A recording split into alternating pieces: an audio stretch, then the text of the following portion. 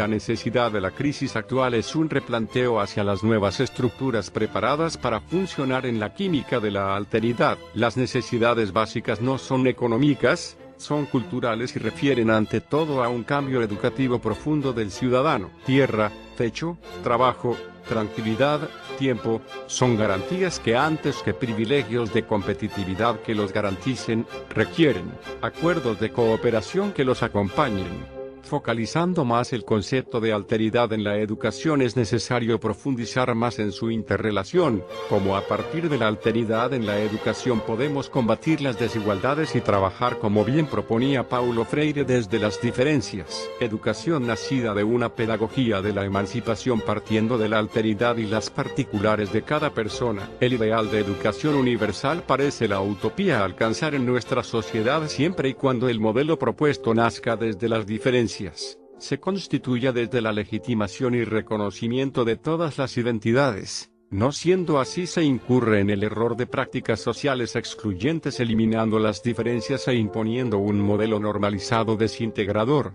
donde todos los alumnos y alumnas deben alcanzar las mismas expectativas esperadas. Debemos partir de las diferencias evitando las relaciones asimétricas y la homogeneización. Estamos en una sociedad donde las diferencias se asocian al déficit, a la desviación de la norma, estigmatizando y etiquetando a los sujetos. En los últimos tiempos, bajo discursos aparentemente progresistas, el argumento sobre las diferencias ha sido y es sutilmente reemplazado por el discurso de la diversidad, escondiendo renovadas políticas de homogeneización. Si nos seguimos centrando en las diferencias es porque realmente existe un grupo dominante que define un modelo único y determina las reglas del juego, resignándose a la existencia del otro pero exponiéndolo a una situación de desigualdad e inferioridad, excluyéndolo y apartándolo. En el espacio educativo se puede resumir de la siguiente manera: en la institución educativa las diferencias se inscriben en relaciones de poder y saber, instalando la clasificación de los estudiantes y ejerciendo mayor control y regulación de la alteridad a través de la predicción de trayectorias escolares vinculadas con el fracaso escolar, atribuido a causas propias y naturales.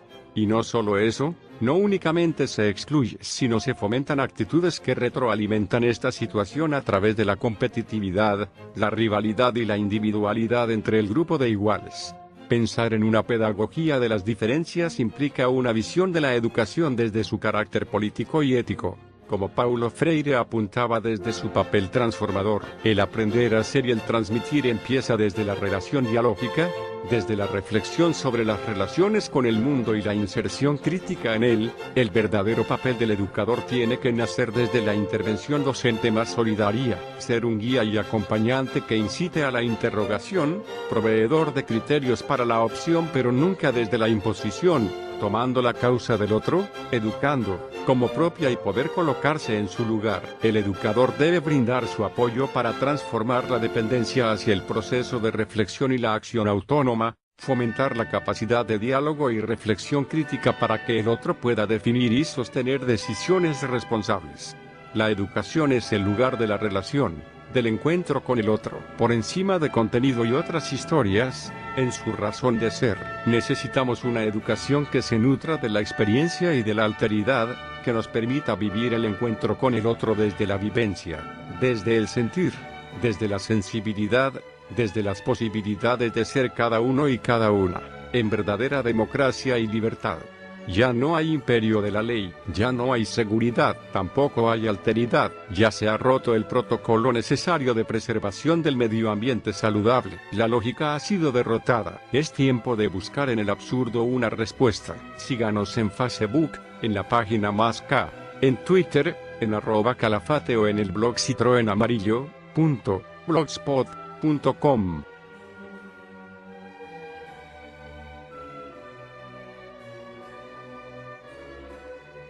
En estas semanas, los algoritmos diseñados para alimentar la inteligencia artificial de los androides militantes han encontrado significativas afinidades temáticas en la interpretación de la masa sobre los conflictos de agenda en Chubut, la legislatura, la megaminería, la ley de emergencia y los planteos de ajustes, entre otras cuestiones que vienen arrastrando en carpeta los desencuentros profundos que tienen sumergida a la sociedad en el caos y confusión de las verdaderas causas por las que se pelean los actores. Actores, por otra parte, que no gozan de la confianza de amplias mayorías. En otras palabras, medios, funcionarios y dirigentes complicados en su calidad de referentes y en la credibilidad de sus actos e intenciones. No hay posibilidad de construir alteridad de corto plazo. Las declaraciones de acuerdos importantes entre, por ejemplo, Arción y del Chusoto con los diputados del bloque Frente para la Victoria, pueden ser puentes transitorios pero de ninguna manera estables y definitivos. La alteridad requiere amplia y abierta convocatoria y no parcial puja entre dos fuerzas de alguna manera antagónicas en cuestiones radicalmente opuestas. La única forma de construir política con alteridad es siguiendo los pasos de la construcción de estructuras estables y de largo plazo. En el mundo, la herramienta de concordia y acuerdo más ejemplar y exitosa han sido los planes estratégicos autoconvocados por todos los sectores y no por el sector dominante del gobierno. Alteridad es una palabra clave en el 2018 pero no es nueva. Veamos una aproximación al significado del término, aunque, más no sea en perspectiva académica y no tanto en política. Alteridad viene del latín alter otro, significando el otro de entre dos términos y por tanto es traducible de modo menos opaco como otredad, considerado desde la posición del uno, es decir, del yo. Es el principio filosófico de alternar o cambiar la propia perspectiva por la del otro, considerando y teniendo en cuenta el punto de vista de quien opina. Su uso actual se debe a Emmanuel Levinas, en una compilación de ensayos bajo el título Alteridad y Trascendencia. El término alteridad se aplica al descubrimiento que el yo hace del otro, lo que hace surgir una amplia gama de imágenes del otro, del nosotros, así como visiones múltiples del él. Tales imágenes, más allá de las diferencias, coinciden todas en ser representaciones más o menos inventadas de personas antes insospechadas, radicalmente diferentes, que viven en mundos distintos dentro del mismo universo. La alteridad hay que entenderla a partir de una división entre un yo y un otro, o entre un nosotros y un ellos. El otro tiene costumbres, tradiciones y representaciones diferentes a las del yo, por eso forma parte de ellos y no de nosotros. La alteridad conlleva ponerse en el lugar de ese otro, alternando la perspectiva propia con la de lo demás. Esta filosofía de la alteridad representa una voluntad de entendimiento que fomenta el diálogo y propicia las relaciones pacíficas. Si hay voluntad de alteridad, la integración podrá ser armónica, una persona podrá respetar a otra, un pueblo a otro, y ese diálogo enriquecerá a ambos. En cambio, si no hay alteridad, la persona o el pueblo más fuerte domina al otro y terminará por imponer sus creencias. Es darme lugar a mí como otro de mí mismo, no lo que a veces entendemos como alteridad, que más bien es narcisismo que aborda esta visión como el darle lugar a los otros, es decir, yo soy por encima de los otros y les doy su lugar. La alteridad es por tanto una ruptura con la mismidad. Supone acabar con la existencia de lo otro, para aceptar la existencia de diversos mundos, dando cabida a la diversidad. Entendemos la alteridad como el principio filosófico de alternar o cambiar la propia perspectiva por la del otro, considerando y teniendo en cuenta el punto de vista, la concepción del mundo, los intereses, la ideología del otro, y no dando por supuesto que la de uno es la única posible. Son muchos los grandes filósofos del siglo XX que han entendido la alteridad como una manera de estar en el mundo y cómo nos relacionamos los seres humanos. Uno de los más influyentes ha sido Jean-Paul Sartre, que ha tratado la alteridad de un modo transversal en todas sus ideas respecto al ser humano. Algunas de estas disertaciones de Sartre en torno a la alteridad difieren del concepto de alteridad aceptado por la mayoría. Una cosmovisión que no cae en la idea de que el sujeto pensante no puede afirmar ninguna existencia salvo la suya propia, que defiende el individualismo, pero tampoco cae en un realismo a ultranza del concepto clásico de alteridad en el que se basan muchos dogmas religiosos y corrientes filosóficas. Sartre efectivamente afirma la existencia del otro, pero lo reconoce situado, mediatizado por el mundo. Asimismo, defiende la existencia del otro como constitutiva de la identidad propia. La libertad del otro es el soporte de mi esencia. ¿Por qué iba a querer apropiarme del prójimo sino, justamente, en tanto que el prójimo me hace ser. Igualmente, nuestra esencia objetiva implica la existencia del otro y, recíprocamente, la libertad del otro funda nuestra esencia. Sartre no niega la existencia del otro porque es evidente su papel en la constitución del ser como persona, pero afirma que tampoco debemos empoderar al otro, a tal punto que nos cosifique, que nos anule, porque eso significaría renunciar a la libertad.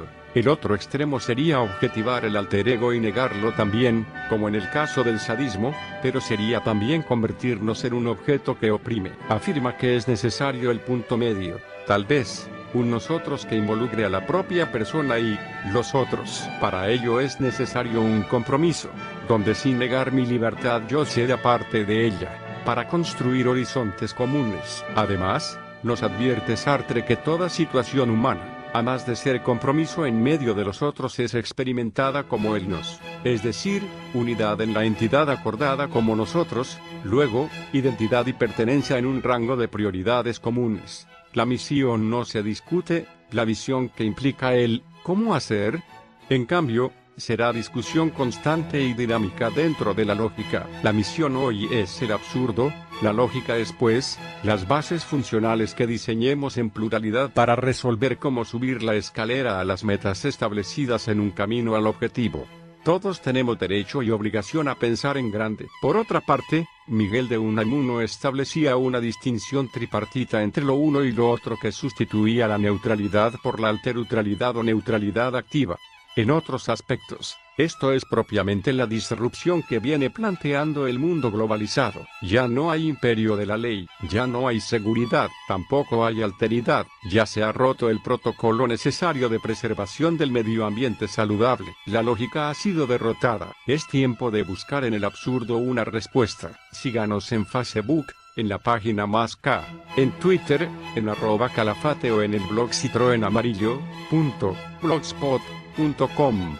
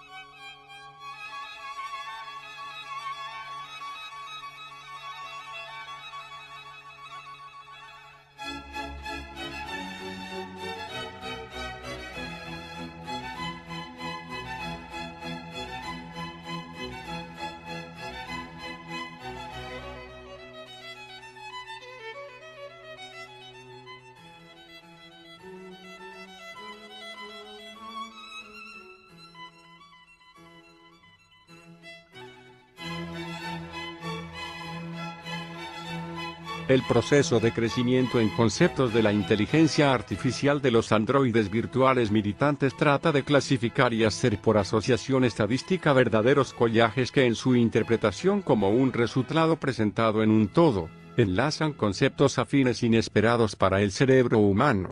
De hecho, no es que el cerebro humano no tenga la capacidad de procesar información reducida, sino que necesitaríamos un cerebro 500 veces más grande para almacenar tanta información, y probablemente colapsaríamos del estrés. En la seguidilla de temas sobre la crisis actual, fuimos derivados por sincronismo a un estado de comprensión neurótico. De allí saltamos a la búsqueda del equilibrio necesario necesario entrando en un nodo de red del mapa conceptual que nos trae la alteridad. Algún filósofo y sociólogo avanzado seguramente presumiría que el próximo paso consiste en entender el concepto de Freire para su praxis educativa adaptada a la convivencia posible más apropiada, construyendo o deconstruyendo la alternidad desde la base elemental de la educación del ciudadano. Hay una analogía también con los postulados de la economía social y la justicia social en todo esto, pero los obstáculos, tal vez sea necesario identificarlos de la fenomenología. ¿De qué se trata? Surgimiento de la fenomenología. Edmund Husserl presenta por primera vez su fenomenología en las investigaciones lógicas, publicadas en 2 tomos en 1900 y 1901. En estas, presenta una aguda crítica al psicologismo, y desarrolla algunos conceptos heredados de Brentano, como el de vivencia intencional, que posteriormente ocupará un lugar central en la fenomenología. La intencionalidad es descrita allí como la propiedad de las vivencias de estar referidas a algo. La vida de conciencia es necesariamente intencional, esto es, todas las vivencias se refieren necesariamente a objetos, a los objetos entendidos como correlatos necesarios de vivencias. Husserl los denomina objetos intencionales. La fenomenología aparece en esta obra como una ciencia que debe de proceder conforme a un método. Este método supone varios elementos. Uno de ellos es la variación eidética, que consiste en comparar varios objetos intencionales para destacar una esencia común. Otro elemento metódico es la apelación a una mereología, o teoría de los todos y las partes, a partir de la cual se han de distinguir entre partes independientes y partes no independientes de las esencias de los objetos intencionales. Con esto es posible describir las relaciones entre estas partes en términos de fundamentación. Por último, el método supone también una teoría del cumplimiento de las vivencias intencionales. A ese cumplimiento lo denominará más tarde, en Ideas y Evidencia, Evidence. De acuerdo con esta teoría, la pregunta por el sentido intencional se responde a partir de las vivencias perceptivas en las que se captan objetos reales o ideales. En cuanto a este último punto, Husserl afirma que también en las vivencias que tienen ideas como objetos intencionales es posible distinguir entre vivencias que presentan a sus objetos y vivencias que solo los mentan de manera vacía. Esta mención vacía es una posibilidad que surge con el lenguaje. Por ello cabe pensar en las vivencias en las que se captan o incluyen ideas como vivencias análogas a aquellas en las que se percibe un objeto real. Desde este punto de vista los objetos son inconcebibles sin su referencia a las vivencias en las que se muestran. El postulado de una cosa en sí, independiente de la vida de conciencia, es absurdo. Así pues, en resumen, en las investigaciones lógicas la fenomenología ya es concebida una ciencia que estudia las estructuras esenciales de las vivencias y los objetos intencionales, así como relaciones esenciales entre tipos de vivencias y de objetos intencionales. Por otro lado, el propósito de la fenomenología tal y como es propuesta en esta obra consistiría en la aclaración epistemológica de la lógica pura, que comprendería también a la matemática, a partir del cumplimiento de las vivencias intencionales de las objetividades lógicas. Ideas y surgimiento de la fenomenología trascendental. Ideas relativas a una fenomenología pura y una filosofía fenomenológica, también conocida como Ideas y, es la primera publicación donde aparece el tema de la epogea trascendental, la operación mediante la cual Husserl propone acceder a la subjetividad trascendental o conciencia pura mediante una serie de pasos o reducciones. Una de estas reducciones es la reducción eidética, que consiste en tomar las objetividades que se presentan a la conciencia como meros ejemplares de esencias que se obtienen por variación eidética. Este método ya había sido introducido en las investigaciones lógicas. No es este el caso de la reducción trascendental, que aparece por primera vez en esta obra en la forma de una desconexión opuesta entre paréntesis de la creencia en la realidad del mundo. Quien ejecuta esta reducción descubre de manera radical el mundo en tanto que mundo vivido por él, pues con la desconexión de la creencia en la realidad del mundo el fenomenólogo se concentra necesariamente en el campo de la vida de conciencia en la que éste aparece y adquiere incluso su carácter de realidad. Solo con la desatención del mundo en tanto que mundo real es posible prestar atención al mundo tal y como es vivido por nosotros. Mientras que la reducción trascendental abre el campo de la conciencia pura, la reducción eidética permite captar lo que ahí aparece en términos de esencias y de relaciones esenciales. a la actitud en la que vivimos cotidianamente cuando no hacemos filosofía. Husserl la denomina actitud natural, a la actitud en la que nos mantenemos en la reducción trascendental y que, lo sepa o no el filósofo, es propia de toda filosofía, la denomina actitud trascendental. A partir de esta obra toda la fenomenología de Husserl se desarrollará como fenomenología trascendental. Por lo demás, en Ideas sí este proyecto adquiere ya claramente el perfil de una filosofía que tiene como tarea esclarecer el sentido que el mundo tiene para nosotros en nuestra vida cotidiana. Esto se debe a que la vida misma sobre la que el fenomenólogo reflexiona tiene un carácter intencional que coincide con una noción ampliada de significación que Husserl denomina sentido en Ideas y Husserl observa que tras la reducción trascendental toda vivencia intencional sigue teniendo una estructura doble, un lado noético y un lado noemático. Mientras que lo noético se refiere a la forma en que algo es vivido, lo noemático se refiere a aquello a lo que apunta la vivencia como su objeto. En la correlación intencional entre noesis y noemas las vivencias se entretejen en estructuras sintéticas. Atendiendo a ellos se puede hablar de una sintaxis de las vivencias que es análoga a la del lenguaje, pero mucho más fundamental.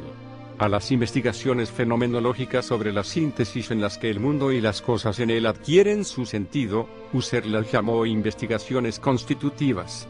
Hagamos una pausa aquí para introducir la teoría de las 5 T's: tierra, techo, trabajo, tranquilidad y tiempo, incluidas como deseo colectivo y como responsabilidad instituida por el colectivo como entidad firme y estructural. Sigamos ahora con el tema. En obras posteriores Husserl propondrá varias formas de llevar a cabo las distintas reducciones que conducen a la subjetividad trascendental. Aquí es importante hacer una observación sobre el término reducción, en alemán Reduktion. En su libro Introduction to Phänomenologie, Robert Sokolowski propone interpretar este término en el sentido de reconducción, conforme a la etimología latina reducere.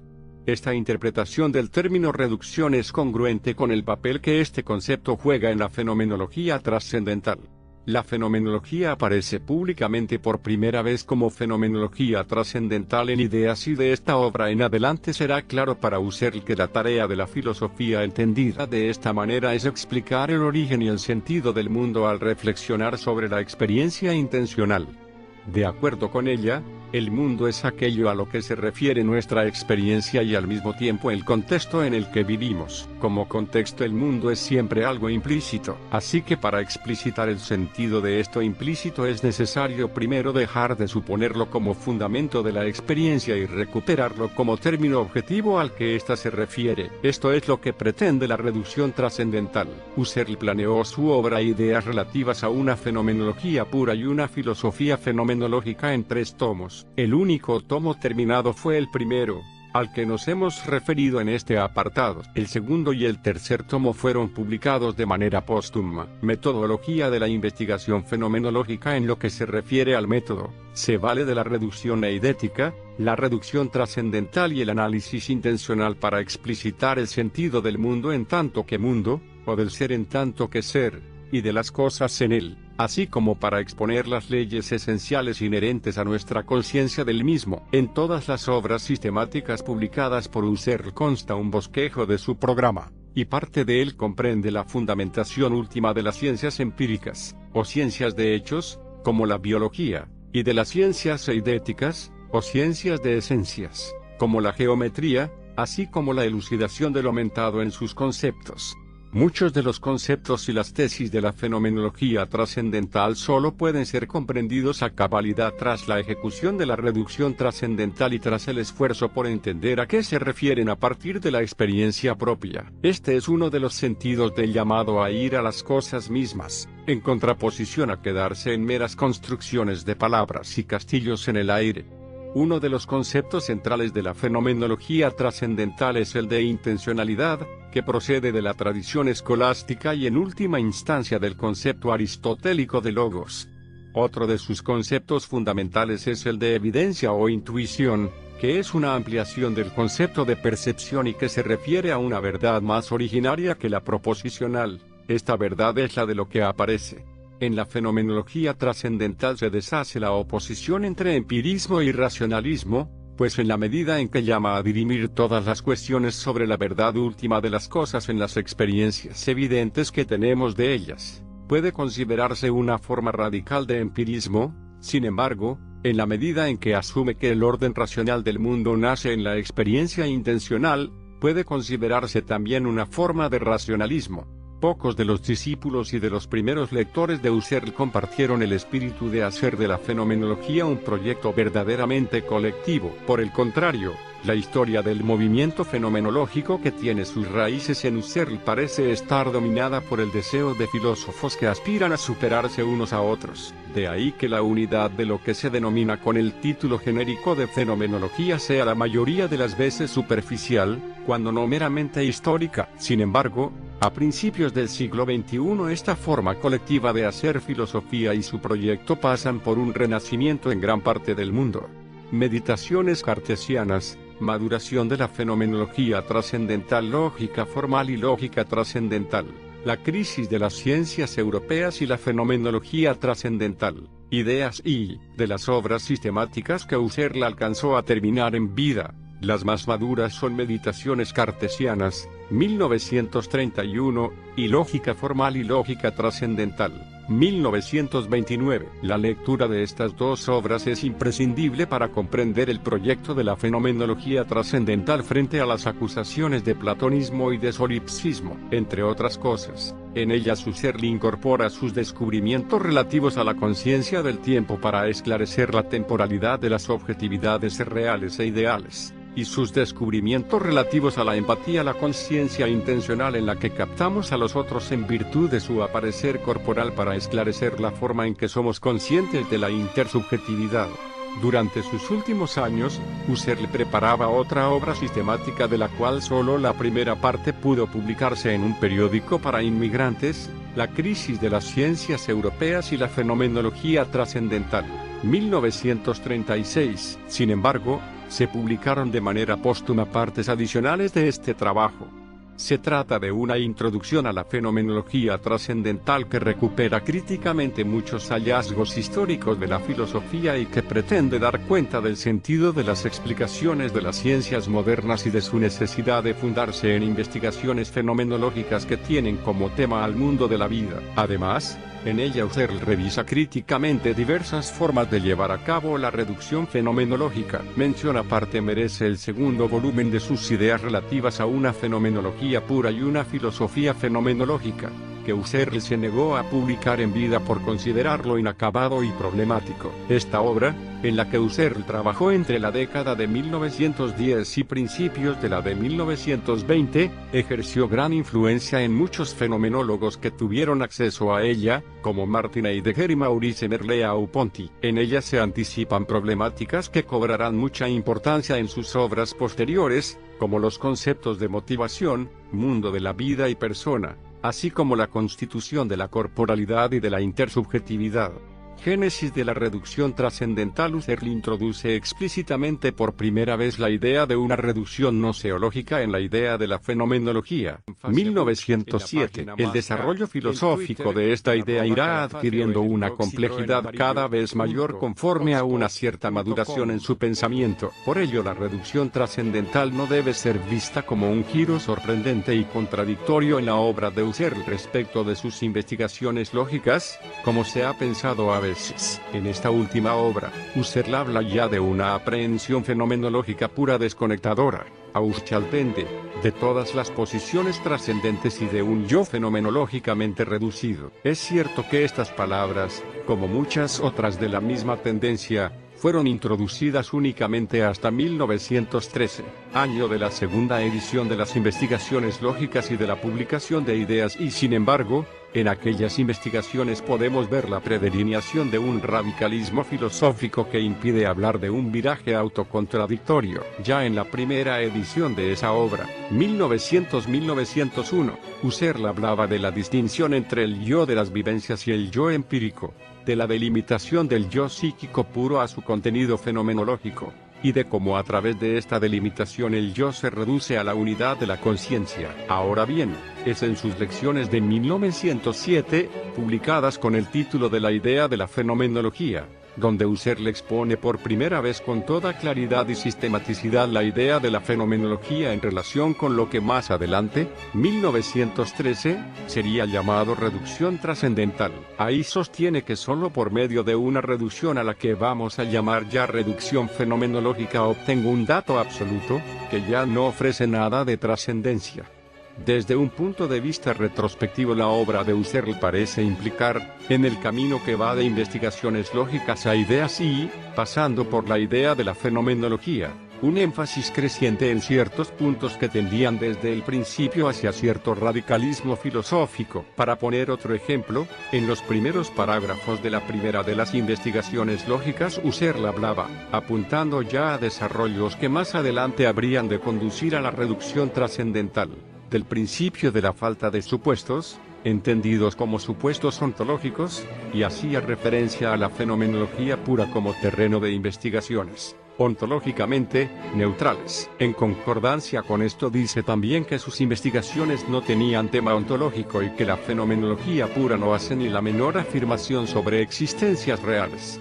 En fin, las diferencias entre la primera y la segunda edición de las investigaciones lógicas ofrecen un campo de estudio para la determinación del progreso en la filosofía de Husserl y para entender su camino hacia la reducción trascendental como el transcurso de un énfasis radicalizador. La educación es el lugar de la relación, del encuentro con el otro. Por encima de contenido y otras historias, en su razón de ser, necesitamos una educación que se nutra de la experiencia y de la alteridad, que nos permita vivir el encuentro con el otro desde la vivencia, desde el sentir, desde la sensibilidad, desde las posibilidades de ser cada uno y cada una, en verdadera democracia y libertad. Ya no hay imperio de la ley, ya no hay seguridad, tampoco hay alteridad, ya se ha roto el protocolo necesario de preservación del medio ambiente saludable. La lógica ha sido derrotada. Es tiempo de buscar en el absurdo una respuesta. Síganos en Facebook, en la página Más K, en Twitter, en @calafate o en el blog citroenamarillo.blogspot.com.